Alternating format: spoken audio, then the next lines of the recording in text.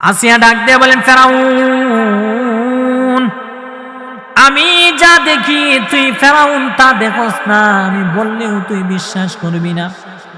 ফেরাউন ডাক দেয়া বললেন, আমি জানি মৃত্যুর পূর্বে তুই মিথ্যা কথা বলবি না, বল কি ঘটনা। আসিয়া ডাক দেয়া বলেন, ফেরাউন শুন,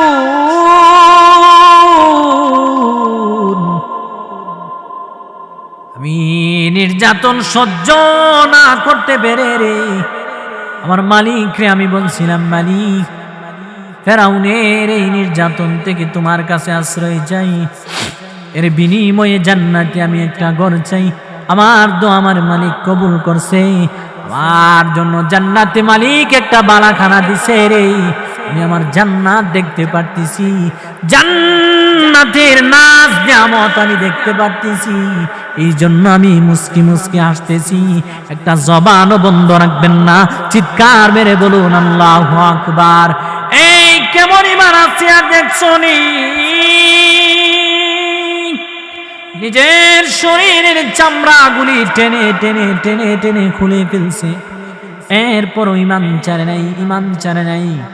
যুবক ভাই, ইমান হলো সবচেয়ে বড় দৌলত, ইমান হলো সবচেয়ে বড় দৌলত।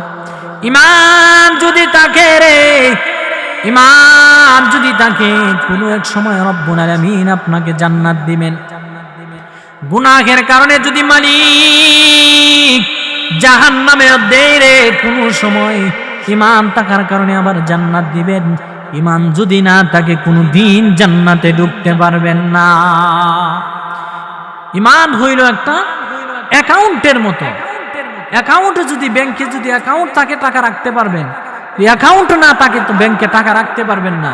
ঠিক তেমন ভাবে ইমান যদি থাকে, এই ইমান থাকার কারণে আপনার নামাজ ঢুকবে অ্যাকাউন্টে, রোজা ঢুকবে অ্যাকাউন্টে, সদকা দান খায়রাত এগুলা ঢুকবে।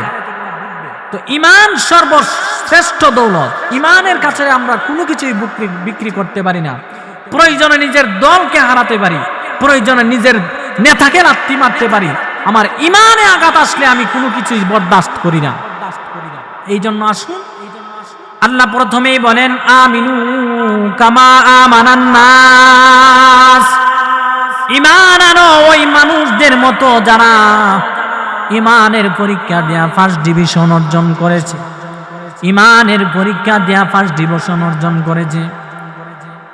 আসিয়ার ঈমান কেমন ঈমান? আল্লাহর নবী হাবিবে কিবরিয়া একদিন গভীর রজনীতে হুজরা শরীফ থেকে বের হলেন, তাকায় দেখেন একজন লোক হুজরা শরীফের সামনে দাঁড়ায় আছে, সোজা হয়ে দাঁড়াইতে পারে না, প্রচন্ড শীতের মধ্যে সোজা হয়ে দাঁড়াইতে পারে না, দাঁড়াইলে লজ্জাস্তার উলঙ্গ হয়ে যায়, বাঁকা হয়ে দাঁড়ায় আছে। আল্লাহ নবী প্রচন্ড শীতের মধ্যে যখন হুজরা শরীফ থেকে বের হলেন, আল্লাহর নবী ডাক দিয়ে বলেন, কে রে তুমি এই প্রচন্ড শীতের মধ্যে আমার হুজরা শরীফের সামনে দাঁড়ায় আছো, কেন আমাকে ডাক দিলে না? আল্লাহর নবী যখন দেখলেন প্রচন্ড শীতের মধ্যে হুজরা শরীফের সামনে দাঁড়ায় আছে, টান দিয়া হুজরা শরীফের ভিতরে নিলেন, ডাক দিয়া বলে, কে তুমি? ডাক দিয়া বলে, নবী গো, কিছুদিন আগে আপনার কাছ থেকে আমি ইসলাম ধর্ম গ্রহণ করছি, আপনি কি আমাকে চিনেন নাই গো নবী? ইন্নাল্লাযীনা আমানু ওয়া আমিলুস সালিহাতি কানাত লাহুম জান্নাতুল ফিরদাউসি নুজুলা خالدين فيها لا يبغون عنها حولا قل لو كان البحر مدادا لكلمات ربي لنفد البحر قبل أن تنفد كلمات ربي ولو جئنا بمثله مددا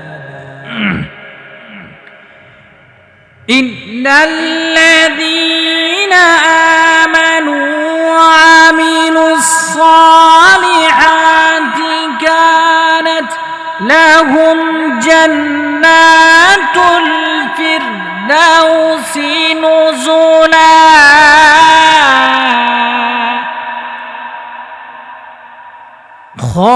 خالدين فيها لا يبغون عنها حولا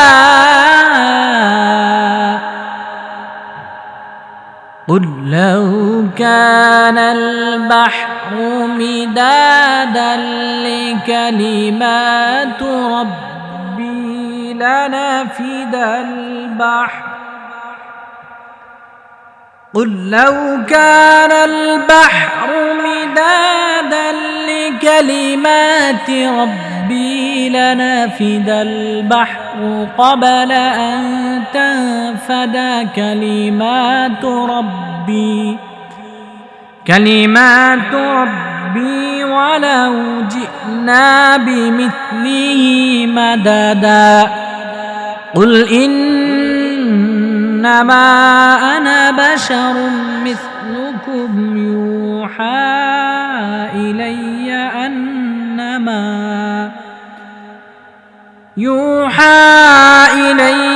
أنما إلهكم إله واحد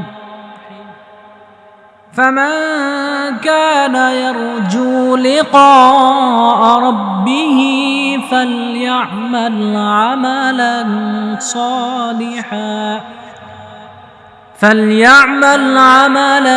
صالحا ولا يشرك بعبادة ربه أحدا. بارك الله لنا ولكم في القرآن العظيم ونفعنا وإياكم بالآيات والذكر الحكيم.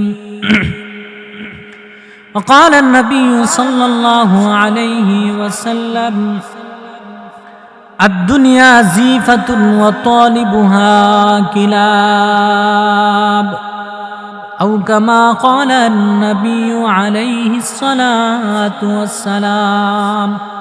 محبتের সহিত সবাই দুরূদ ইব্রাহিম পাঠ করি। আল্লাহুম্মা সাল্লি আলা মুহাম্মাদিন ওয়া আলা আলি মুহাম্মাদ কামা সাল্লাইতা আলা ইব্রাহিম ওয়া আলা আলি ইব্রাহিম ইন্নাকা হামিদুম মাজিদ. اللهم بارك على محمد وعلى آل محمد كما باركت على إبراهيم وعلى آل إبراهيم إنك حميد مجيد. मेरा दिल तलब रहा है मेरे जलने रहा है सीना, ये दवा वही मिलेंगी मुझे ले चलो मदीना बलगल उला بكماله كشف الدجى بجماله حسنت جميع خصاله صلوا عليه وآله. مدينة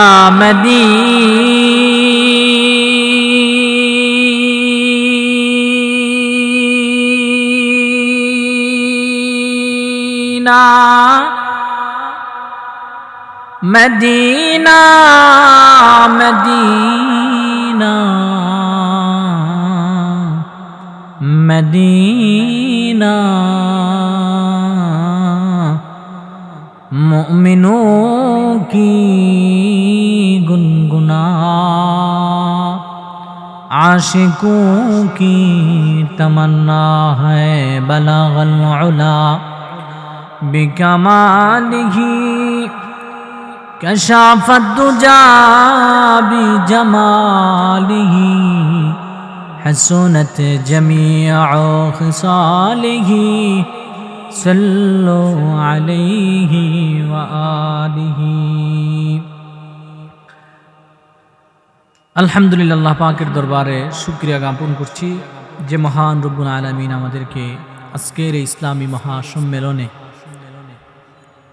আসার বসার তৌফিকটুকু দান করছেন। এই জন্য রব্বে কারীমের দরবারে শুকরিয়া জ্ঞাপন করছি আলহামদুলিল্লাহ। লক্ষ কোটি দরুদ এবং সালাম আল্লাহর সৃষ্টির প্রধান আকর্ষণ বিশ্বসভার সভাপতি সৈয়দুল মুরসালিন সৈয়দুস সাকালাইন ইমামুল মুরসালিন খাতামুন নবিয়্যিন ওয়াল মুরসালিন জনাবে মুহাম্মদুর রাসূলুল্লাহ সাল্লাল্লাহু আলাইহি ওয়াসাল্লামের উপর। মুআজ্জাজ হাজিরিন, আমি আপনাদের সামনে সূরা কাহাফের শেষ অংশটুকু আপনাদের সামনে তেলাওয়াত করেছি। রাসূল করিম সাল্লাল্লাহু আলাইহি ওয়াসাল্লামের অগণিত বাণী হাদিস শরীফ থেকে একখানা হাদিস আপনাদের সামনে তেলাওয়াত করেছি। আয়াত এবং হাদিসকে সামনে রেখেই আল্লাহ পাক রব্বুল আলামিন ইখলাসের নিয়তে কিছু কথা বলার এবং আপনাদেরকে শোনার তৌফিকটুকু আল্লাহ তাআলা দান করেন এবং আপনারা দোয়া করুন, বলুন আমিন। মুআজ্জাজ হাজিরিন, আমি আপনাদের সামনে যে কয়েকখানা আয়াত তেলাওয়াত করলাম, আল্লাহ পাক রব্বুল আলামিন প্রথম আয়াতে দুইটা শর্ত দিছেন, দুইটা শর্তের পরে একটা সুসংবাদ দিছেন। আসুন আমরা আগে সুসংবাদটা শুনি। সুসংবাদটা শুনলে শর্তের প্রতি আগ্রহ বাড়বে। সুসংবাদটা হইল, আল্লাহ বলেন কানাত লাহুম জান্নাতুল ফিরদাউসি নুজুলা। আল্লাহ পাক রব্বুল আলামিন 8টা জান্নাত বানাইছেন। এর মধ্যে সর্বশ্রেষ্ঠ জান্নাতের নাম হইল জান্নাতুল ফিরদাউস। আল্লাহ বলেন 2 শর্তের বিনিময়ে আমি আল্লাহ সর্বশ্রেষ্ঠ জান্নাত জান্নাতুল ফিরদাউসের মেহমান আমি আল্লাহ তোমাদেরকে বানাবো। তো এবার আসুন, আমি যদি আপনাদেরকে জিজ্ঞাসা, আপনারা কি জান্নাতে যাইতে চান না জাহান্নামে? জান্নাতে যাইতে চান। দুনিয়ার যে কেউরে আপনি জিগাইতে যান, সবাই একটাই বলবে যে আমি জান্নাতে যেতে চাই। হিন্দুদেরকেও যদি আপনি জিগান যে ভাই জান্নাতে যাইতে চান না জাহান্নামে, সেও বলবে আমি স্বর্গে যেতে চাই। অর্থাৎ স্বর্গ বলতে জান্নাত, তাদের ভাষায় স্বর্গ আর নরক। হিন্দুরাও বলে আমি স্বর্গে যেতে চাই, নরকে যেতে চাই না। তা আসুন, তো আল্লাহ পাক রব্বুল আলামিন বলেন এই 2 শর্তের বিনিময়ে আল্লাহ তাআলা জান্নাত দিবেন। তো এখন আমি আপনাদেরকে জিজ্ঞাসা, সবাই তো আমরা জান্নাতে যেতে চাই। জান্নাত কি কারো মামুর বাড়ি? জান্নাত কি কারো শ্বশুর বাড়ি? না। জান্নাত কারো মামুর বাড়িও না, শ্বশুর বাড়িও না, যে চাইলেই আবদার করলেই পাওয়া যায়। একটা কথা মনে রাখবেন, এত বড় একটা জান্নাত আল্লাহ তাআলা বিনা শর্তে আপনাকে দিবে না। তো আসুন, রব্বুল আলামিন যে শর্তটা দিলেন, শর্তটা কি? আল্লাহ বলেন ইন্নাল্লাযীনা আমানু ওয়া আমিলুস সলিহাত। 2টা শর্তের প্রথম নম্বর শর্ত হইল ইন্নাল্লাযীনা আমানু, নিশ্চয়ই যারা ঈমান আনবে। এবার আসুন, আমি যদি আপনাদেরকে জিজ্ঞাসা যে এখানে যারা বসছেন সবাই ইমানদার না? সবাই ইমানদার। এই যে আপনারা বললেন যে আমরা ইমানদার, এই যে ইমানদার, এটা আমরা দাবির বেলা ইমানদার। কথাটা কিন্তু মনে রাখবেন, আমি বলছি যে দাবির বেলা ইমানদার। সমাজে বিভিন্ন শ্রেণীর মানুষ বসবাস করে,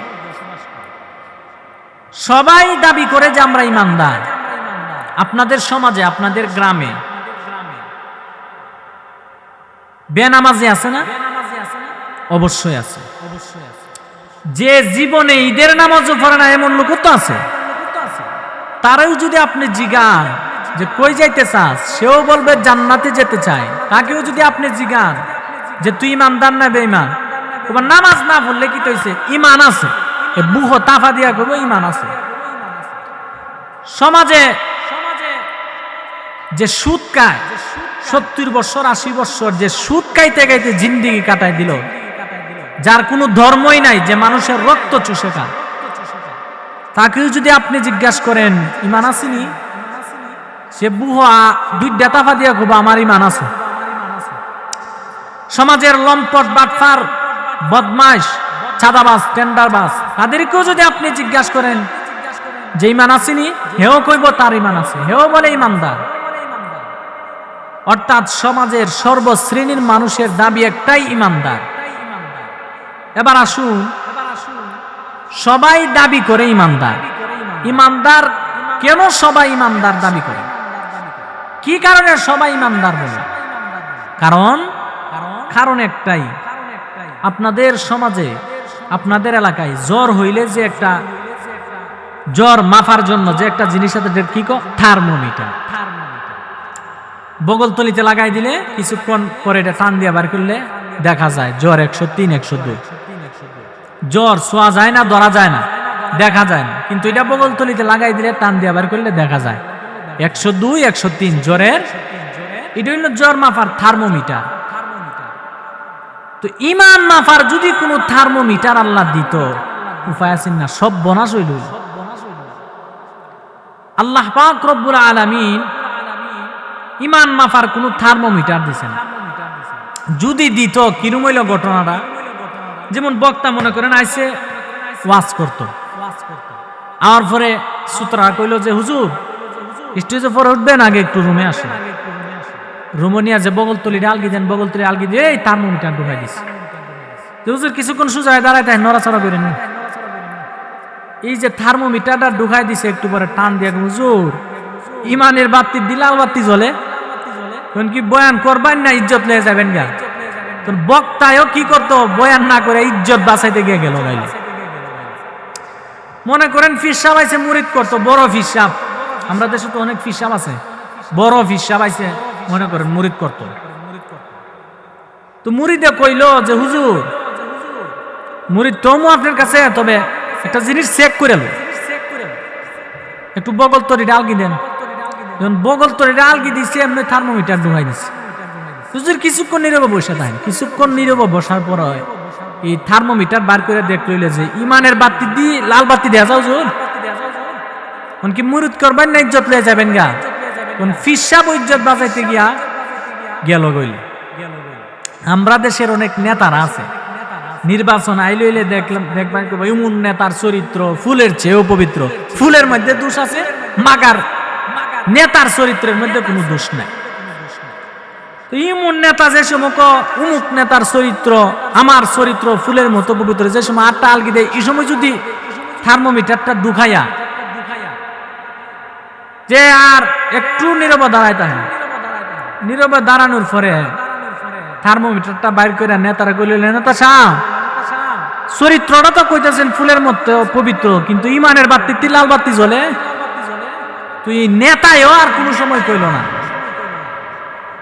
এই যে যদি থার্মোমিটার আল্লাহ পাক রব্বুল আলামিন দিত, কেউ আর ইমানদার দাবি করলো নইলে 50 বার বাইব্যা তারপর ইমানদার করল, কারণ থার্মোমিটার আছে, ঢুকায় নাই পেলাইব। আল্লাহ পাক রব্বুল আলামিন এমন থার্মোমিটার দেয় নাই, আমাদের ইজ্জতের হেফাজত করছেন রব্বুল আলামিন। তে আসুন, সমাজের সর্বশ্রেণীর মানুষের এই যে ইমানদার, এটা হলো দাবিতে ইমানদার, কাজে ইমানদার না। কাজে কেন বলছি আমি কাজের বেলা ইমানদার না? কারণ আমাদের ইমান এখন 5 টাকার চায়ের কাছে বিক্রি হয়। এই যে নির্বাচন গেছে, আপনারা তো দেখছেন, আপনাদের এলাকার যে সার হোস্টেলগুলা ছিল একদম রমরমার জমজমাট, বিকালবেলা হইলে সার হোস্টেল খুব ভর্তি, মানুষে ভরপুর।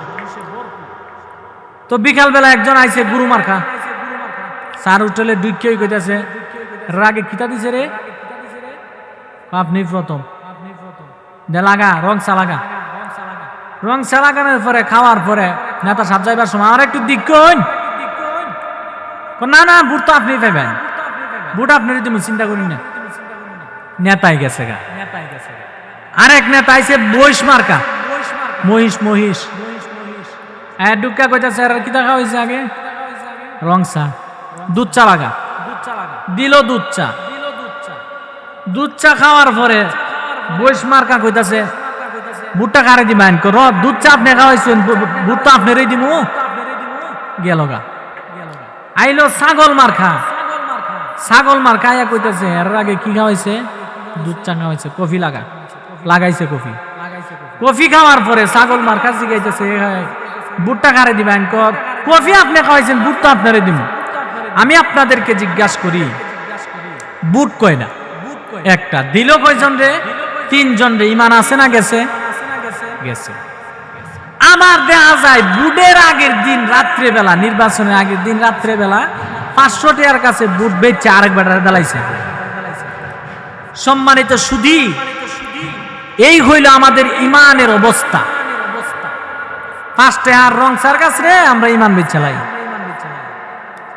এই জন্য আল্লাহ বলেন 1 নম্বর শর্ত হইল ইন্নাল্লাযীনা আমানু, যারা ইমান আনতে হবে। এবার আসুন ইমান যে আনবো, কেমন ইমান?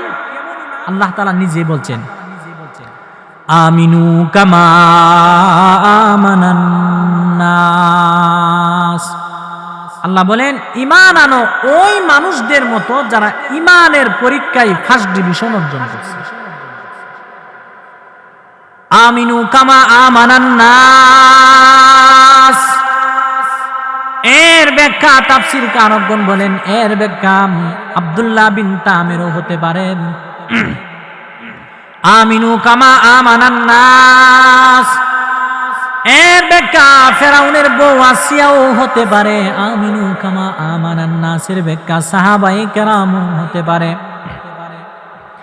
কেমন ঈমান আনছে তারা, এই কেমন ঈমান তাদের, কেমন পরীক্ষা দিছে। আল্লাহ বলেন ওই মানুষদের মতো ঈমান আনো যারা ঈমানের পরীক্ষা দিয়া ফার্স্ট ডিভিশন অর্জন করছে। আমিনু কামা আমানান নাস,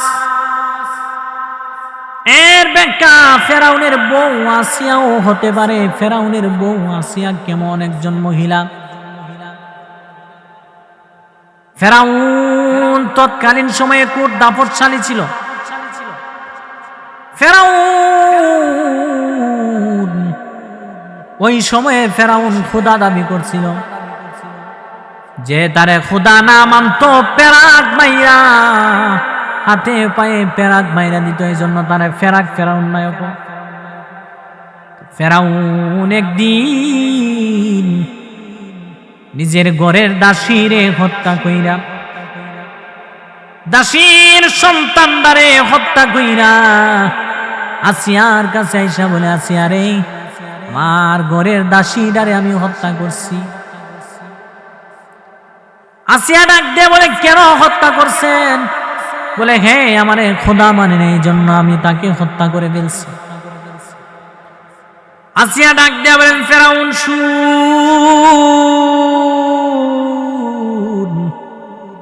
তোর মতো জালেম রে তো আমিও খোদা মানি না। ফেরাউনের হয়ে গেছে মাথা নষ্ট।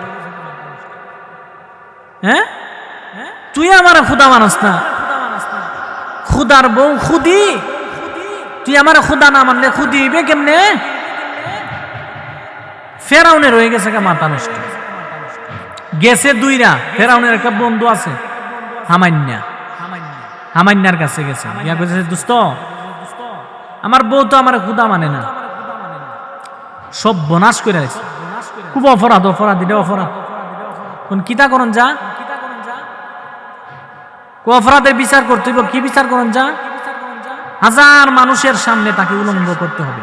না দিলে বিষয়টা খারাপ না, ভালোই গেছে, হে ওইটার সাপোর্ট করছে, ভালোই গেছে। নিজের বউরে 1000 মানুষের সামনে উলঙ্গ করবো, বলে ভালোই গেছে। আইসে পারি, আইসা বলে, আসিয়া,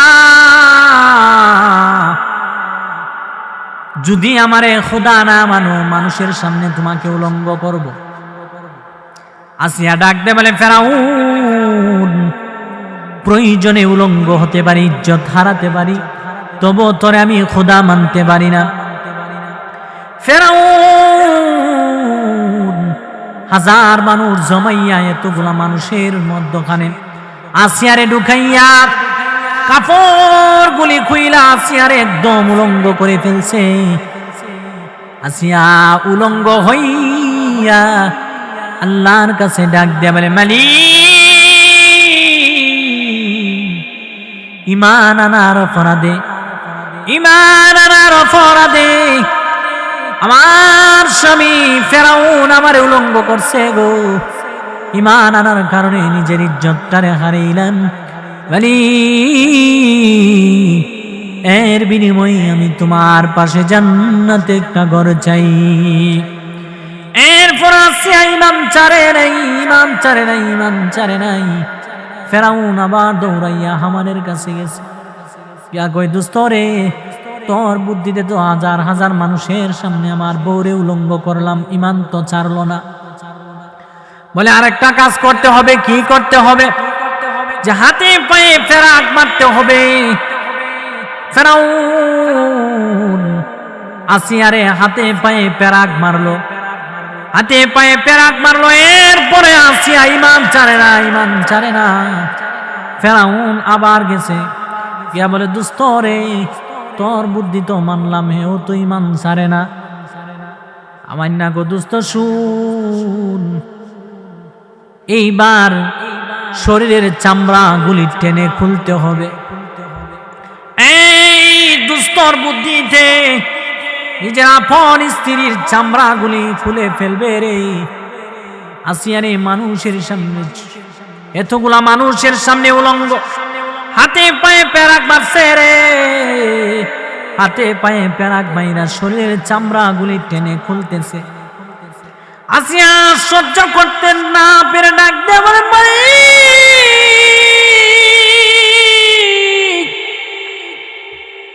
ঈমান আনার কারণে আমার স্বামী আমার শরীরের চামড়া গুলি খুলে ফেলতেছে। মালিক, আর সহ্য করতে পারি না, আর সহ্য করতে, মালিক রে, আর সহ্য করতে পারি না। আমি ফেরাউনের অত্যাচার থেকে তোমার কাছে আশ্রয় প্রার্থনা করি, আর বিনিময়ে তোমার পাশে জান্নাতে একটা ঘর চাই। যখন দেখলো ফেরাউন কোনোভাবে আসিয়া ইমান ছাড়ে না, কোনোভাবে ইমান ছাড়ে না, ইমান ছাড়ে না, আবার হামান রে ডাক দিয়া বলে, হামান্না রে, তোর কথা তো সব মানলাম, তো কোনোভাবে ইমান ছাড়তেছে না, এবার কি করা যায়? হামান্না ডাক দেয়া, বন্ধু শুন, কোনোভাবে যে তুই ইমান ছাড়ে না, তাকে হত্যা করে ফেলতে হবে, মেরে ফেলতে হবে। একটা পাথর দিছে মারার জন্য। ফেরাউন পাথরটা লইয়া আসিয়ার মাথার উপরে দাঁড়ায় আছে, নিক্ষেপ করে মেরে ফেলবে। এমন সময় আসিয়া আসমানের দিকে তাকাইয়া মুস্কি মুস্কি মুস্কি হাসে রে। ফেরাউন আশ্চর্য হয়ে জিজ্ঞাসা করে, আসিয়া, এই কঠিন মুহূর্তে তো কেউ হাসতে পারে না, একটু পরেই তুই মৃত্যুবরণ করবি, এই মুহূর্তে হাসছ কারণ কি? ঘটনা কি আমাকে বল, সত্যি করে বলবি। আসিয়া ডাক দিয়ে বলেন, ফেরাউন,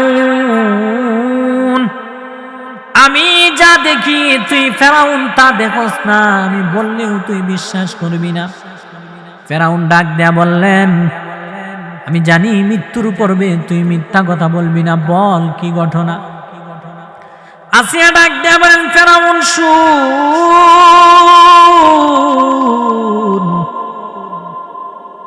আমি নির্যাতন সহ্য না করতে পেরে রে আমার মালিক রে আমি বলছিলাম, মালিক, ফেরাউনের এই নির্যাতন থেকে তোমার কাছে আশ্রয় চাই, এর বিনিময়ে জান্নাতে আমি একটা ঘর চাই।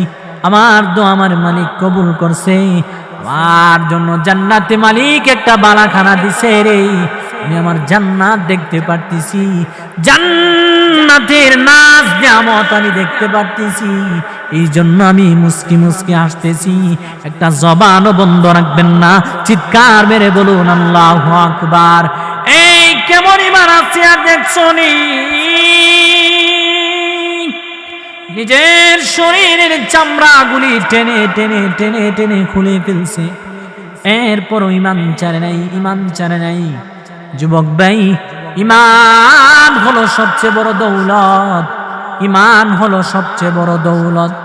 ইমান যদি থাকে রে, ইমান যদি থাকে, কোনো এক সময় রব্বুল আলামিন আপনাকে জান্নাত দিবেন।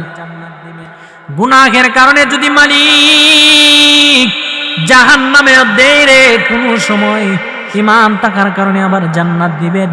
ইমান যদি না থাকে, কোনো দিন জান্নাতে ঢুকতে পারবেন না। ইমান হইল একটা অ্যাকাউন্টের মতো। অ্যাকাউন্টে যদি ব্যাংকে যদি অ্যাকাউন্ট থাকে, টাকা রাখতে পারবেন। অ্যাকাউন্ট না থাকে তো ব্যাংকে টাকা রাখতে পারবেন না। ঠিক তেমন ভাবে ইমান যদি থাকে, এই ইমান থাকার কারণে আপনার নামাজ ঢুকবে অ্যাকাউন্টে, রোজা ঢুকবে অ্যাকাউন্টে, সদকা দান খায়রাত এগুলা ঢুকবে। তো ইমান সর্বশ্রেষ্ঠ দৌলত। ইমানের কাছে আমরা কোনো কিছুই বিক্রি করতে পারি না। প্রয়োজনে নিজের দলকে হারাতে পারি, প্রয়োজনে নিজের নেতাকে লাথি মারতে পারি, আমার ইমানে আঘাত আসলে আমি কোনো কিছুই বরদাস্ত করি না। এই জন্য আসুন, আল্লাহ প্রথমেই বলেন আমিনু কামা আমানান নাস, ঈমান আনো ওই মানুষদের মতো যারা ঈমানের পরীক্ষা দেয়া ফার্স্ট ডিভিশন অর্জন করেছে, ঈমানের পরীক্ষা দেয়া ফার্স্ট ডিভিশন অর্জন করেছে। আসিয়ার ঈমান কেমন ঈমান? আল্লাহর নবী হাবিবে কিবরিয়া একদিন গভীর রজনীতে হুজরা শরীফ থেকে বের হলেন। তাকায় দেখেন একজন লোক হুজরা শরীফের সামনে দাঁড়ায় আছে, সোজা হয়ে দাঁড়াইতে পারে না, প্রচন্ড শীতের মধ্যে সোজা হয়ে দাঁড়াইতে পারে না। দাঁড়াইলে লজ্জাস্তার উলঙ্গ হয়ে যায়, বাঁকা হয়ে দাঁড়ায় আছে। আল্লাহ নবী প্রচন্ড শীতের মধ্যে যখন হুজরা শরীফ থেকে বের হলেন, আল্লাহর নবী ডাক দিয়ে বলেন, কে রে তুমি এই প্রচন্ড শীতের মধ্যে আমার হুজরা শরীফের সামনে দাঁড়ায় আছো? কেন আমাকে ডাক দিলে না? আল্লাহর নবী যখন দেখলেন প্রচন্ড শীতের মধ্যে হুজরা শরীফের সামনে দাঁড়ায় আছে, টান দিয়া হুজরা শরীফের ভিতরে নিলেন। ডাক দিয়া বলে, কে তুমি? ডাক দিয়া বলে, নবী গো, কিছুদিন আগে আপনার কাছ থেকে আমি ইসলাম ধর্ম গ্রহণ করছি, আপনি কি আমাকে চিনেন নাই গো নবী? ওগো নবী, আমার নাম ছিল আব্দুর রাজ্জাক, আপনি আমার নাম পরিবর্তন করে নাম রেখেছেন আব্দুল্লাহ, আমি হলাম সেই আব্দুল্লাহ গো নবী। আল্লাহর নবী চোখের পানি ঝেড়ে ডাক দিয়া বলে, আব্দুল্লাহ, আমার আব্দুল্লাহর কেন রে অবস্থা? আমার আব্দুল্লাহর এই অবস্থা কেন? আমার আব্দুল্লাহ তো ধনী বাবার সন্তান, তার বাবা ধনী, তার চাচারা ধনী, সবাই ধনী। আমার আব্দুল্লাহ তো ইসলাম গ্রহণ করার আগে আমার কাছে যখন আসতো, দামি দামি পোশাক পরিধান করত, দামি দামি জামা পরিধান করত। আমার আব্দুল্লাহর তো টাকা পয়সার অভাব নাই, আব্দুল্লাহ আজকে তোমার এই অবস্থা কেন? আব্দুল্লাহ ডাক দিয়ে বলেন, হাবিব,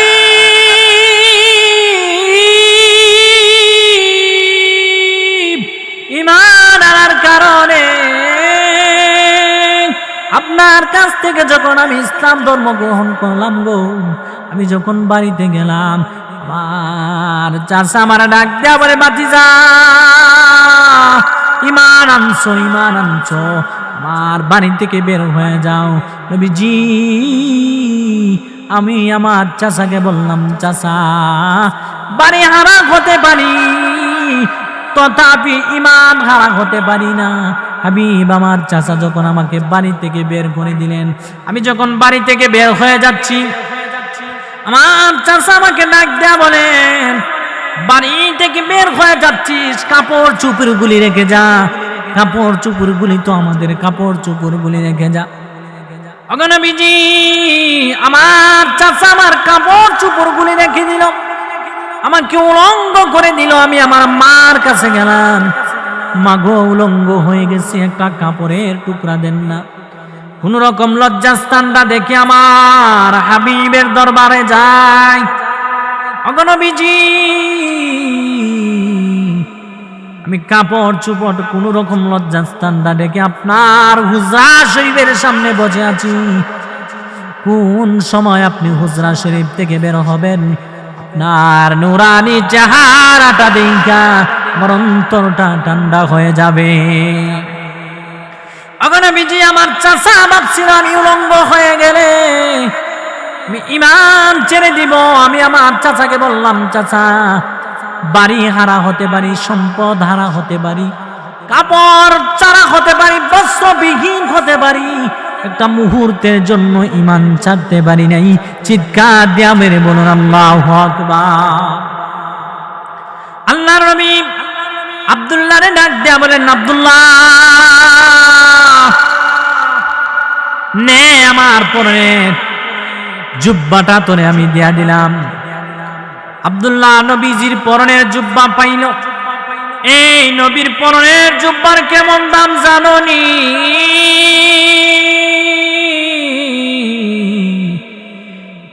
নবীর পরনের জুব্বা পাইছে রে। এরপর থেকে আব্দুল্লাহর নাম হয়ে গেল আব্দুল্লাহ জুলবাগাদাইন। আল্লাহর নবী ডাক দেবেন, আব্দুল্লাহ বল দুনিয়ার কোন আকাঙ্ক্ষা আসেনি তোর? দুনিয়ার কোন আকাঙ্ক্ষা আসেনি? আব্দুল্লাহ ডাক দেবেন, নবী দুনিয়ার কোন আকাঙ্ক্ষা নাই গো নবী, তবে একটা আকাঙ্ক্ষা আমার আছে গো নবী। আপনার কাছ থেকে শুনছি শহীদ হয়ে মৃত্যুবরণ করলে কবরে আযাব হয় না গো নবী। শহীদ হয়ে মৃত্যুবরণ করলে নাকি কবরে মুনকার নাকি আসে না? শহীদ হয়ে মৃত্যুবরণ করলে নাকি হাসরে কষ্ট হয় না? শহীদ হয়ে মৃত্যুবরণ করলে নাকি বিনা হিসাবে রব্বুল আলামিন জান্নাত দেয়? ওগো নবীজি আমার একটা আশা গো নবী,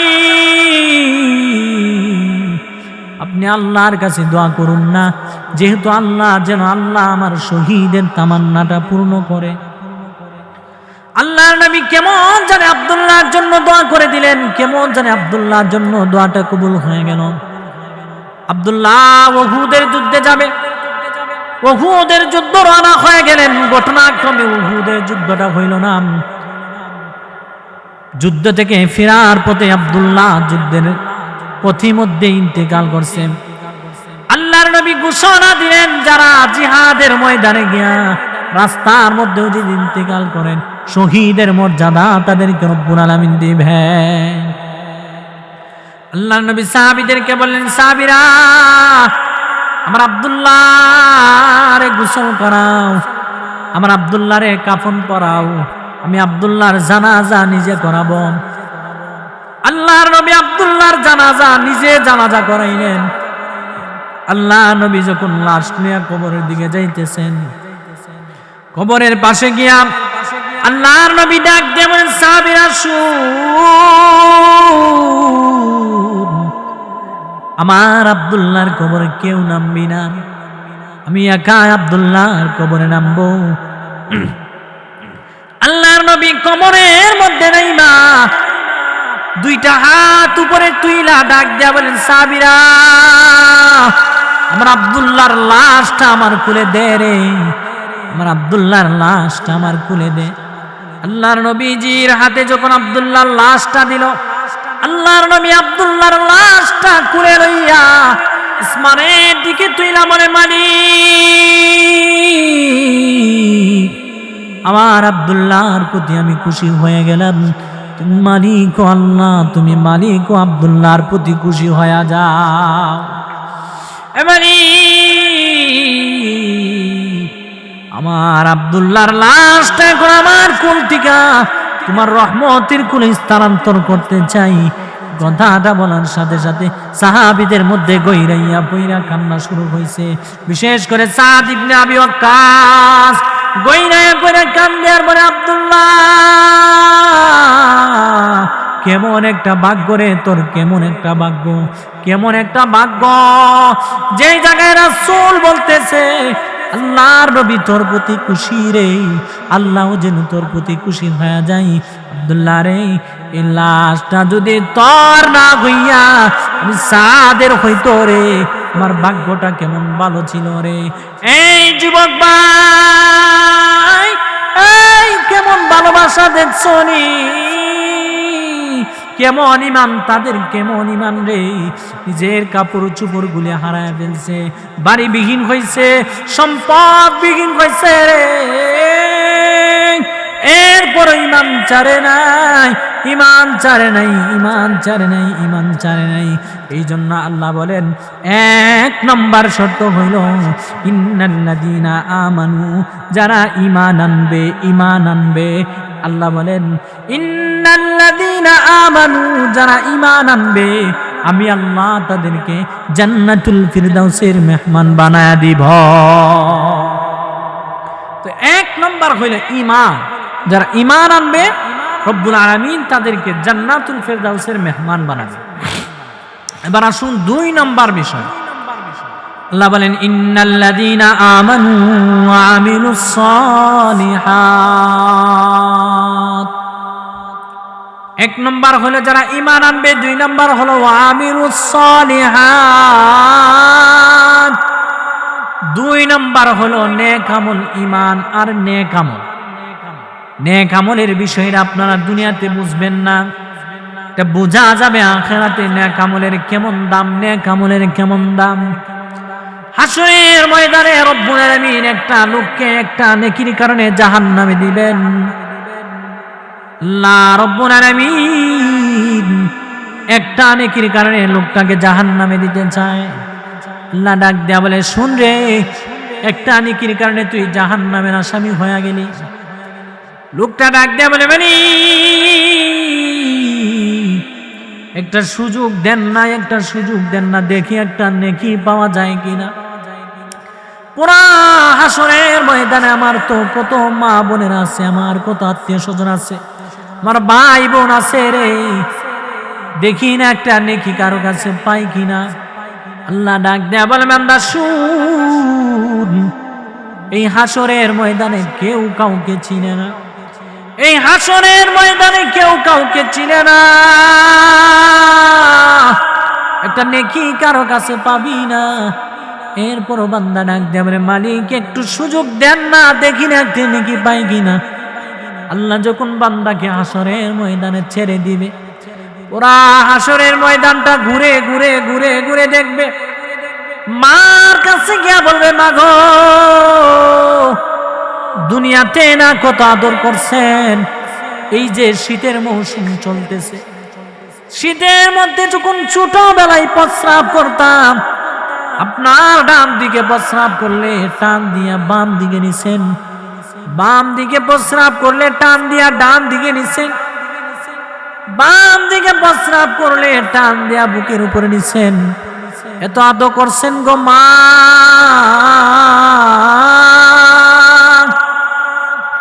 আজকে একটা নেকির কারণে আপনার সন্তান জাহান্নামের আসামি। দেন না একটা নেকি দেন না, একটা নেকি দিলে আপনার সন্তান জান্নাতে যাবে। মা ডাক দেয়া বলে, দুনিয়াতে আমার কোনো বিবাহ হয় নাই, দুনিয়াতে আমার কোনো বিবাহ হয় নাই।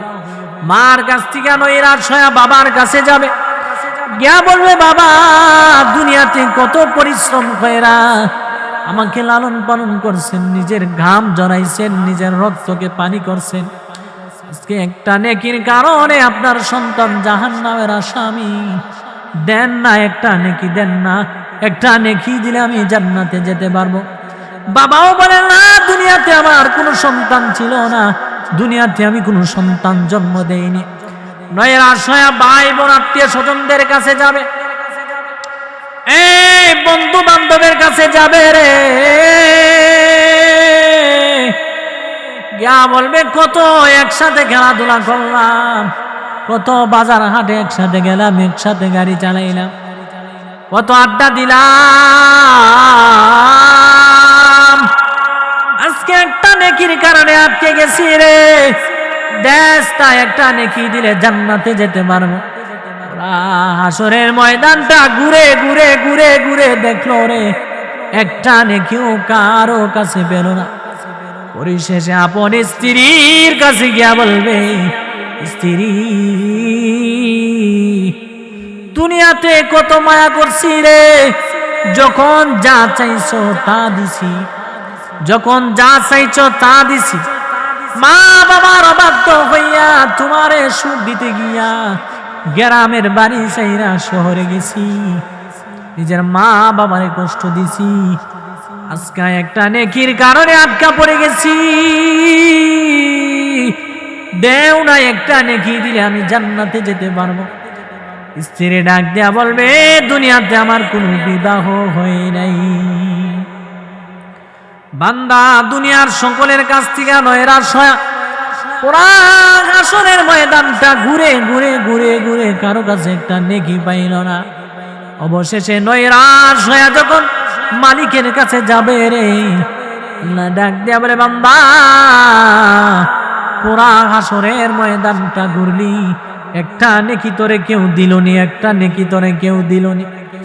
না না মালিক, একটা নেকি আমারে কেউ দিল না, একটা নেকি আমি কারো কাছে পাইলাম না, একটা নেকি আমারে কেউ দিল না। আল্লাহ বলে, বান্দা শুন, জানি কারো কাছে পাবি না, তবে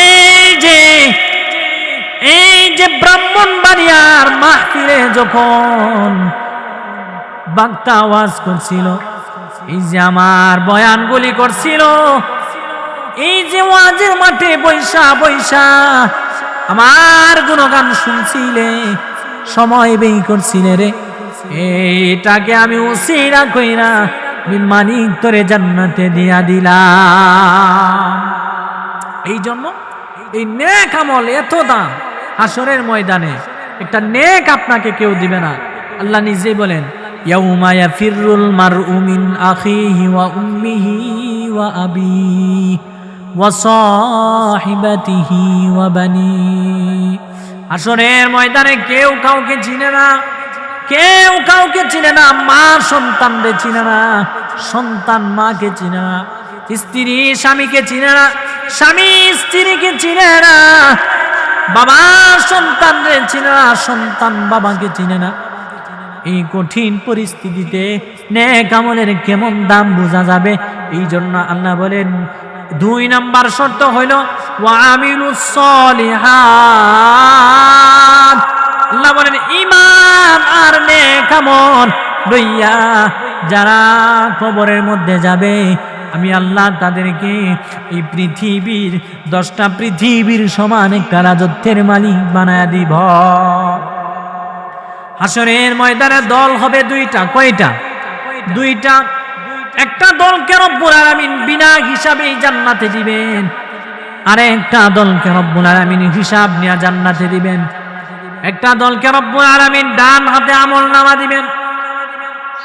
যখন ডান হাতে আমলনামা পাবে, ডান হাতে আমলনামা পাইয়া হাসরের ময়দানে লাফালাফি শুরু করে দিবে, আনন্দে লাফাইতে থাকবে।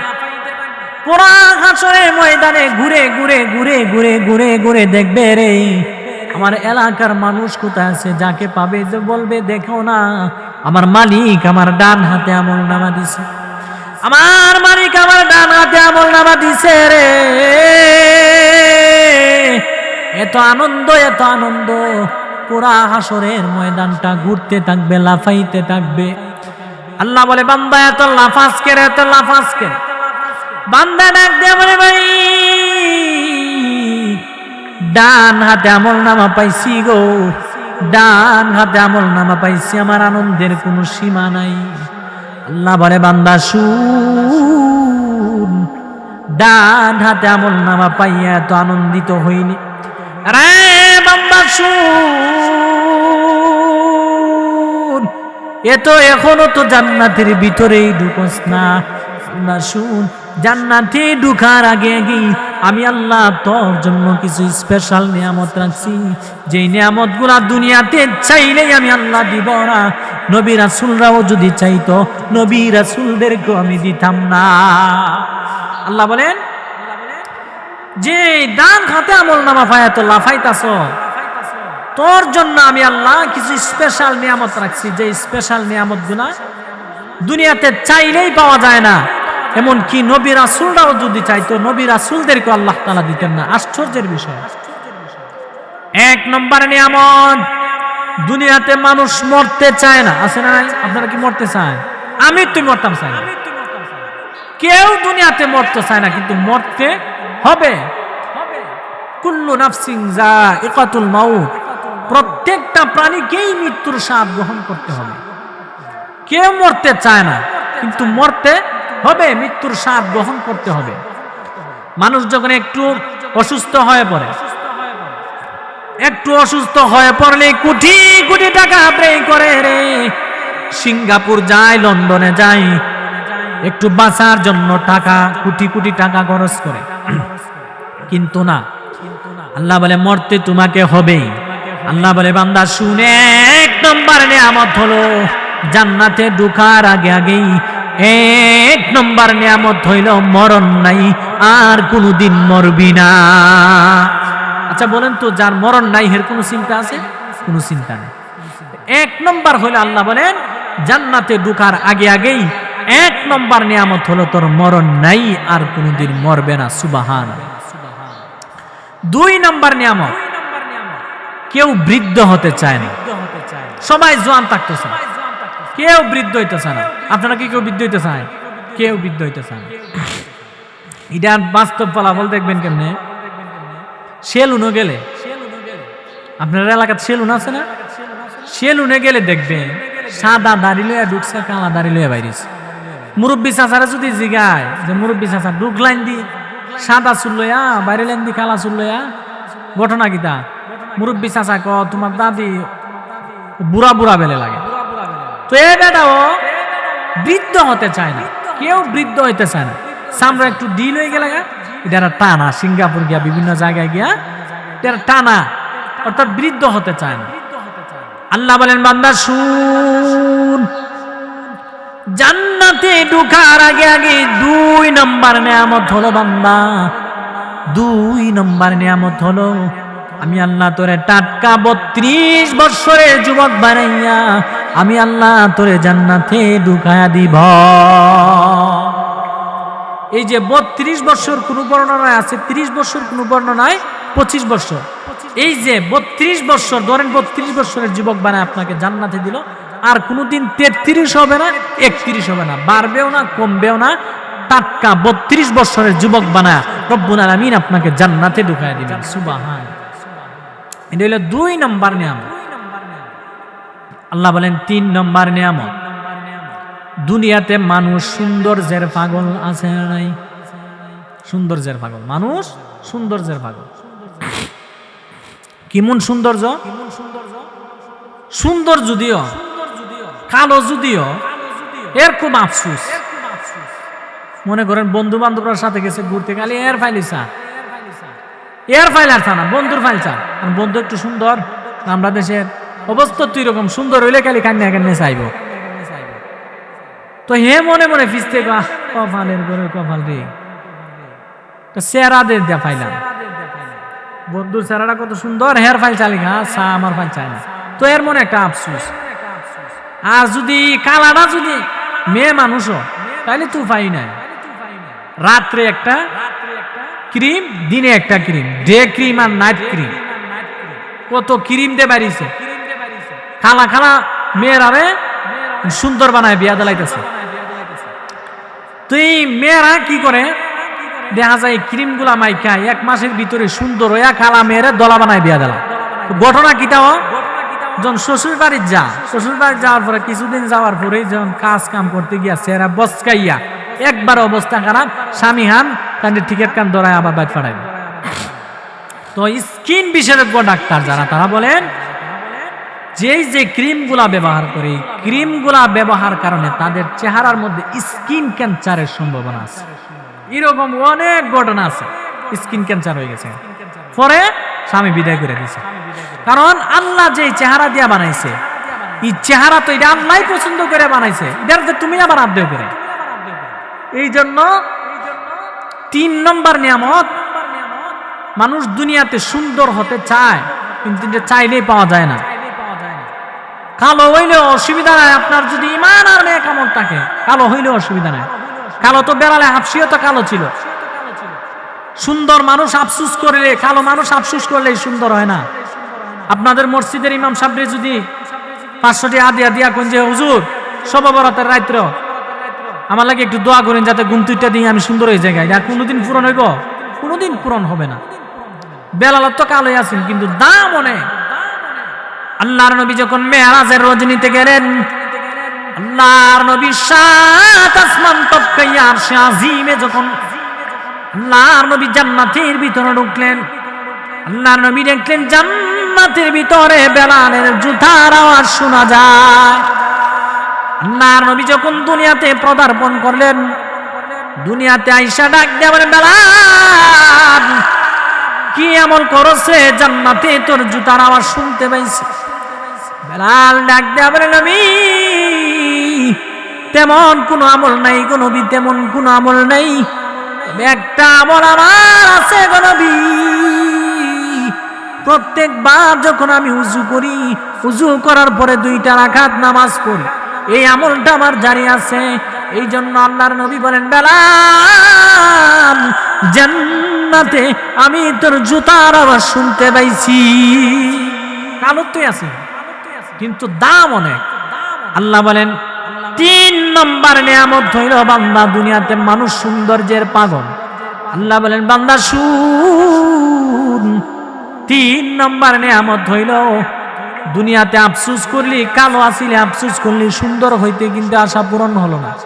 আল্লাহ বলেন 3 নম্বর নিয়ামত, জান্নাতে যখন আমি আল্লাহ তোরে ঢুকায়া দিব, ইউসুফ নবীর মতো সুন্দর বানায় আমি তোরে জান্নাতে ঢুকায়া দিব। এই ইউসুফ নবী কেমন সুন্দর জানোনি? ইউসুফ নবীর দিকে তাকাইয়া মিশরের নারীগুলা আঙ্গুল কাটতে গিয়া নিজের আঙ্গুলগুলো কেটে ফেলছিল। ইউসুফ নবীরে আমার আল্লাহ পৃথিবীর অর্ধেক সৌন্দর্য দিছে। আল্লাহ বলেন জান্নাতে ঢোকার আগে 3 নম্বর নিয়ামত হলো আমি আল্লাহ তোমাকে ইউসুফ নবীর মতো সুন্দর বানায় ঢুকায় দিব। আসুন 4 নম্বর নিয়ামত, দুনিয়াতে মানুষ কণ্ঠের পাগল আছে না নাই? কণ্ঠ হইলে খুব ভালো। বক্তার যদি কণ্ঠ না থাকে কেউ বইতেছে না, গলা ভালো না। তো আল্লাহ বলেন 4 নম্বর নিয়ামত হইল যে মানুষ দুনিয়াতে কণ্ঠ চায়। দুনিয়াতে সবাই কণ্ঠের পাগল। একটা ঘটনা আপনাদেরকে শোনাই। এক লোকে একটা ছেলে খুব কাইলে অসুবিধা না, তো এবারে খুব কালা।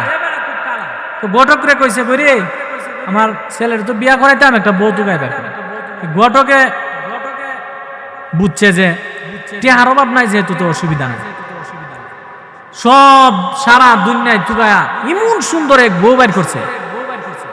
তো আনছে, বিয়াটিয়া হইল, সুন্দর বিয়াটিয়া হইছে। বাসের ঘরে যখন গেছে, স্বামী ছায়া দেহে, বউ এমন সুন্দর, বউ দিন আর হেরায়, এত খুব মনে মনে খুশি। বউ যখন চেরা খুললা ঘুমটাটা উড়াইয়া হের ফাইল চাইছে, ছায়াও এক চিল্লি মারছে। চিল্লি জন মারছে, একো কি তৈল রে, তুমি কান্দ কেরে? আজকে বাসর রাত, সুহের রাত, তুমি কান্দ কেরে? মানুষের সরম শুনলে বাসর রাত কান্দন নয়, আসো। তো কোনোভাবে কান্দার থামে না। মনে মনে ভাবছে হয়তো বাপের বাড়ি সাইড আইছে, মায়া মনে লাগতেছে, আচ্ছা এর একটা গান শোনা। তো দিছে ভাই গানো টান, যখন গানো টান দিছে বিড়ি কিতা করছে, তুই টান হুন না, দরজা খুললা গিয়া উডানো গড়িয়া পড়েছিল। এ চোখ মুচা যখন টান দিছে, গান শেষ হয়েছে, শেষ হয়ে চোখ খুলে দে, বউ নাই করে, বউ কই গেল? দরজা খুললা গিয়া দে উডানের মধ্যে গড়িয়া ফিরে কান। বউ কান তো গোড়া আসলাই দেবাল আছে, কিন্তু উডানে গড়িয়া ফিরে কান্তাছ। তো বাইরে এতক্ষণ তো দেখছিলাম তোর চেহারা বালা না, এখন যদি তোর গলাও বালা না, এর থেকে তো তুই যে চিল্লানি চিল্লাইতেছ, এর থেকে আমরা বাড়ি ছাগলে আরো বেশি বালা চিল্লা। তুই এরও একটা আফসোটা হাই রে। মালিক চেহারাও দিল না, গলাটাও নাই। গলাটা থাকলে তো বড় একটা গান শোনাইতাম। তো এরও আফসোস, কণ্ঠের আফসোস। আল্লাহ বলেন বান্দা শুন, জান্নাতে ঢোকার আগে আগে 4 নম্বর নিয়ামত হলো আমি আল্লাহ তোরে দাউদ পয়গম্বরের মতো কণ্ঠ বানাইয়া আমি আল্লাহ তোরে জান্নাতে ঢুকায়া দিব।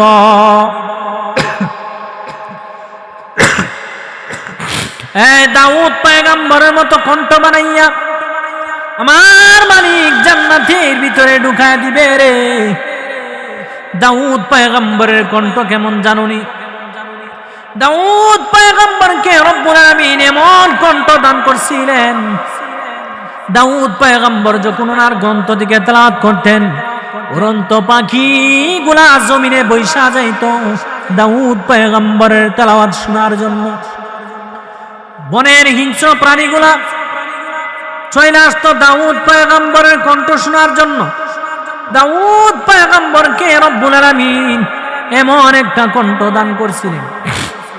আল্লাহ বলেন, বান্দা জান্নাতে ঢোকার আগে আগেই 4 নম্বর নিয়ামত দাউদ পয়গম্বরের মতো কণ্ঠ বানাইয়া আমি আল্লাহ তো জান্নাতে ঢুকায় দিব। আল্লাহ বলেন, বান্দা 5 নম্বর নিয়ামত হলো মানুষ দুনিয়াতে রাজত্বের পাগল। দুনিয়াতে মানুষ রাজত্বের পাগল, রাজত্ব চায়।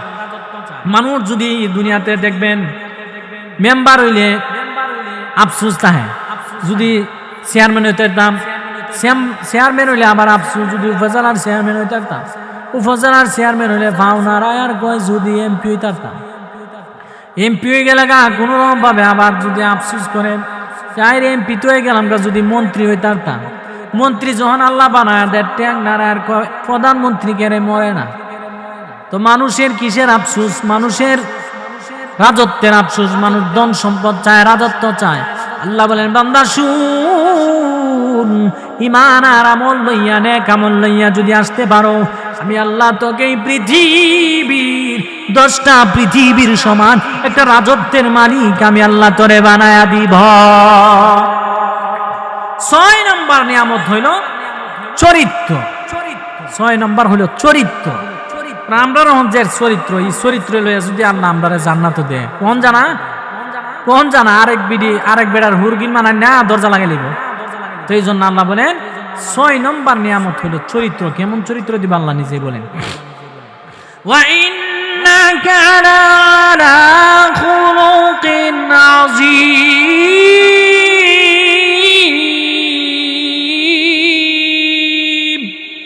আল্লাহ বলেন খুলুকে আযীম চরিত্র আমি আল্লাহ তোদেরকে দান করব। যেই চরিত্র ছিল বিশ্ব নবীর চরিত্র, এই চরিত্র দিয়ে আল্লাহ জান্নাতে ঢুকাই দিবেন। আল্লাহ বলেন, বান্দা এতগুলা জিনিস দিয়াম, এতগুলা নিয়ামত দিয়ে আমি আল্লাহ তোরে জান্নাতে দিলাম। জান্নাতে যাওয়ার পরে আল্লাহ একদিন জায়গায়, বান্দা শুন, জান্নাত তো পাইনি, জান্নাত তো পাইনি, জান্নাতের নিয়ামত দেখলি, এতগুলা নিয়ামত আমি আল্লাহ তোরে দিলাম, বলতো দিকে আর কোন নিয়ামতের অভাব আছেনি? এতগুলা নিয়ামত পাইনি, আর কোন নিয়ামতের অভাব আছে কিনা? বান্দা এবার ডাক দিয়ে বলেন, মানে জান্নাতে আইসা দেখলাম দুনিয়াতে আপনি যেই বর্ণনা দিছেন কোরআনের মধ্যে আপনি 3 ভাগের আলোচনা করছেন, বাস্তবে দেখলাম 97 ভাগ বোনাস আমাদেরকে দিছেন। মালিক এতগুলা নিয়ামত পাইলাম, এতগুলা নিয়ামত পাইলাম, মালিক রে এই জান্নাত পাইলাম, রাজত্ব পাইলাম, কিন্তু এই যে শীতের মৌসুমে ঠান্ডা পানি দিয়ে উযু করলাম, গভীর রজনীতে উইটা ঠান্ডা পানি দিয়ে উযু করলাম, রে মালিক আপনাকে পাওয়ার জন্য শীতের মৌসুমে ঠান্ডা পানি দিয়ে উযু করলাম, আজকে জান্নাতে এসে এতগুলা নিয়ামত পাইছি গো, আর যদি তুমি মালিক রে না পাই এরকম জান্নাতের আমাদের কোনো দরকার নাই। আল্লাহ বলেন, এমন আশা তোদের আছে, আশাও আমি রাখবো না, আশাও তোদের পূর্ণ করব। আল্লাহ জিবরাইলকে ডাক দিয়ে বলেন, জিবরাইল আমার বান্দার আমারে দেখবার চাই, জান্নাতে মসজিদ নামক একটা মাঠ আছে, এই মাঠের মধ্যে একটা আয়োজন কর, বড় একটা মাহফিলের ব্যবস্থা করে, যেই মাহফিলের মধ্যে আমার বান্দার আমাকে দেখতে পারবে। ফেরেশতারা ডাক দিয়ে বলে, মালিক মাহফিল করতে গেলে তো প্যান্ডেলের ব্যবস্থা করা লাগবে। বলা হ্যাঁ, প্যান্ডেল বানাবো কি দিয়াম? আল্লাহ বলেন, জান্নাতের প্যান্ডেলটা বানায়া দেন, এই প্যান্ডেলটা বানায়া দে আমি আল্লাহর নূর দিয়া। ফেরেশতারা এবার ডাক দিয়ে বলেন, আল্লাহ প্যান্ডেল তো বানাইলাম, চেয়ারের দরকার আছে, চেয়ারগুলা কি দিয়া বানাবো? আল্লাহ বলেন, চেয়ারগুলাও বানায়া দে আমার নূর দিয়া। আবার ফেরেশতারা ডাক দিয়া বলে, মালিক প্যান্ডেল হয়ে গেল, স্টেজ হয়ে গেল, চেয়ারের ব্যবস্থা হয়ে গেল, এবার তো মাহফিলের সভাপতির দরকার আছে। আল্লাহ বলে, ফেরেশতারা শুন, এই মাহফিলের সভাপতিত্ব করব আমি আল্লাহ স্বয়ং নিজে। আবার ডাক দেবে মালিক, সভাপতি তো হয়ে গেল, মাহফিলের প্রধান অতিথির দরকার আছে না নাই? প্রধান অতিথির দরকার আছে। আল্লাহ বলেন প্রধান অতিথি হবে আমার বন্ধু মুহাম্মাদুর রাসূলুল্লাহ। আবার ডাক দেবে মালিক, প্রধান অতিথি হয়ে গেল, বিশেষ অতিথির দরকার আছে। আল্লাহ বলেন বিশেষ অতিথি বানা দে দাউদ পয়গম্বরকে। রব্বুল আলামিন এবার বলবেন জান্নাতের মধ্যে রাউন্ড করে দেন, অমুক তারিখে মসজিদ নামক মাঠে একটা আয়োজন হবে রে, যে আয়োজনের মধ্যে আমার বান্দারা আমাকে দেখতে পাবে, অ্যালাউন্স হয়ে যাবে রে কে আসরে অমুক তারিখে মসজিদ নামক মাঠে একটা মাহফিলের ব্যবস্থা করা হলো। ওই মাঠে রব্বুল আলামিন তোমাদের সাথে দেখা দিবেন। রব্বুল আলামিন অ্যালাউন্স যখন করে দিল রে, মানুষগুলা মসজিদ নামক মাঠে গিয়ে উপস্থিত হয়ে গেল। প্রধান অতিথি বিশেষ অতিথি চেয়ারে এসে বসে গেল। সেই দিন আমার মালিক ৭০,০০০ পর্দার উপর দিয়ে একটা সালাম দিবেন। আল্লাহ নিজেই বলেন তাহিয়াতুহুম ইয়াওমা ইয়ালকাউনাহু সালাম। রব্বুল আলামিন ৭০,০০০ নূরের উপর থেকে একটা সালাম দিবেন। সালাম দিয়া সভাপতিত্বের আসনে বসে যাবেন। আল্লাহ ডাক দেয়া বলবেন জিবরাইল তুমি আজকে প্রথমে আমার নামে হামদে বারি তাআলা পেশ করো। জিবরাইল আলাইহিস সালাম আল্লাহর শানে হামদে বারি তাআলা পেশ করবে। আবার রব্বুল আলামিন ডাক দেয়া বলেন দাউদ আপনি আপনার মধুর সুরে সূরা মুজাম্মিল তেলাওয়াত করুন। এই দাউদ পয়গম্বরের কণ্ঠ কেমন, দাউদ পয়গম্বরের কণ্ঠ কেমন? দাউদ পয়গম্বর যখন তেলাওয়াত শুরু করবে, সেই দিন দাউদ পয়গম্বরের একটা কণ্ঠ থেকে ৭০টা কণ্ঠ বাহির হবে। দাউদ পয়গম্বরের তেলাওয়াত শুনে মানুষগুলা পাগল পাগল হয়ে যাবে। দাউদ পয়গম্বরের তেলাওয়াত চলতেই থাকবে, চলতেই থাকবে। মানুষগুলা বেহুশ হয়ে যাবে আর বলবে মালিক এত সুন্দর তেলাওয়াত, এত সুন্দর তেলাওয়াত, তেলাওয়াত বন্ধ কইরেন না, তেলাওয়াত বন্ধ কইরেন না। আল্লাহ বলে ফেরেশতারা রে তাদেরকে শরাব পান করাম, ফেরেশতারা তাদেরকে শরাব পান করাবে, আবার হুঁশ আসবে। আল্লাহ বলবেন দাউদ পয়গম্বর আপনার তেলাওয়াত বন্ধ করুন, আপনার তেলাওয়াত বন্ধ করুন। যার উপর তেলাওয়াত, যার উপর কোরআন নাজিল করলাম, আমার বন্ধু তো এখনো তেলাওয়াত শুরু করে নাই। যেই বন্ধু কোরআনের জন্য তায়েফের ময়দানে রক্ত ঝরাইছে, যেই বন্ধু কোরআনের জন্য উহুদের ময়দানে দান মুবারক শহীদ করছে, আল্লাহ বলেন বন্ধু আপনি আপনার কোরআন থেকে সূরা ইয়াসিন তেলাওয়াত করুন। আখির জামানার পয়গম্বর সেদিন কোরআন থেকে সূরা ইয়াসিন তেলাওয়াত করবে। আল্লাহর নবী হাবিবে কিবরিয়া সেদিন সূরা ইয়াসিন তেলাওয়াত করবেন। ইয়াসিন ওয়াল কুরআনিল হাকীম ইন্নাকা লামিনাল মুরসালিন। আল্লাহর নবী হাবিবে কিবরিয়ার তেলাওয়াত শুইনা মানুষগুলা পাগল পাগল হয়ে যাবে, মানুষগুলা বেহুশ হয়ে যাবে, আবার হুশ আসবে। আল্লাহ বলবেন বন্ধু আপনার তেলাওয়াত বন্ধ করুন, তেলাওয়াত বন্ধ করুন। আল্লাহ বলেন জান্নাতীরা রে আমার বন্ধুর তেলাওয়াত শুনলে কেমন লাগলো, কেমন লাগলো? জান্নাতীরা বলবে মালিক এত সুন্দর সুর আর জীবনে শুনি নাই, আরো সুন্দর সুর তোমরা শুনবানি। জান্নাতীরা বলবে এর চেয়েও কি সুন্দর সুর আছে? আল্লাহ বলে এই দাউদ পয়গম্বরকেও কোনটা আমি দিছি, আমার বন্ধুরেও কোনটা আমি দিছি। আমার বন্ধুর তেলাওয়াত শুইনা, দাউদ পয়গম্বরের কণ্ঠ শুইনা তোরা পাগল পাগল হয়ে গিনি, আমার কণ্ঠতে কোনো তোরা শুনলি না। রব্বুল আলামিন সেই দিন তেলাওয়াত শুরু করবে।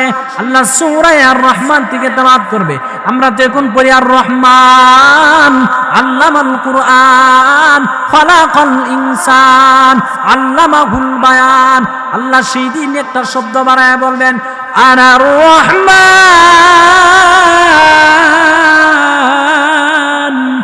আল্লামাল কুরআন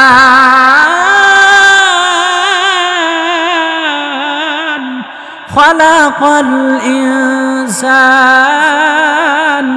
রব্বুল আলামিন যে সময় তেলাওয়াত শুরু করবে আর মালিকের তেলাওয়াত শুনে জান্নাতীরা পাগল পাগল হয়ে যাবে, জান্নাতীরা বেহুশ হয়ে যাবে, বেহুশ হয়ে যাবে। আর জান্নাতীরা বলবে মালিক তেলাওয়াত বন্ধ করেন না, তেলাওয়াত বন্ধ করেন না। আফসোস মিটছে না, আফসোস মিটছে না। রব্বুল আলামিন যখন হঠাৎ করে তেলাওয়াত বন্ধ করে দিবে রে, আল্লাহ ডাক দেয়া বলে জান্নাতীরা রে এই যে কতক্ষণ তেলাওয়াত শুনলে, জান্নাতীরা ডাক দেয়া বলে মালিক এই তো মাত্র শুরুই করলেন। আল্লাহ বলেন না না না বান্দা শুন, আমার তেলাওয়াতের মাধ্যমে হাজার হাজার বছর চলে গেছে, তোদের কোনো টেরই পাস নাই। আল্লাহ বলেন বান্দা এই আফসোস মিটবে না, মিটবে না। আমি আল্লাহ ওয়াদা দিলাম, আমি আল্লাহ তোদেরকে প্রত্যেক দিন প্রত্যেক জুমার দিনে আমি আল্লাহ তোদেরকে নিয়ে একটা মাহফিলের ব্যবস্থা করব। এই মাহফিল শুনতে সবাই রাজি আছেন ইনশাআল্লাহ? আল্লাহ তাআলা আমাদেরকে এ রব্বুল আলামিনের এই তেলাওয়াত শোনার তৌফিকটুকু আল্লাহ তাআলা দান করেন। শর্ত হইল ঈমান আর নেক আমল লইয়া যদি আমরা কবরে যাইতে পারি, আল্লাহ পাক রব্বুল আলামিন সেই দিন আমাদেরকে জান্নাতের মধ্যে দেখা দিবেন। আল্লাহ তাআলা ঈমান আর নেক আমল লইয়া আমাদেরকে কবরে যাওয়ার তৌফিকটুকু আল্লাহ তাআলা দান করুক। ওয়া আখির দাওয়ানা আলহামদুলিল্লাহি রাব্বিল আলামিন।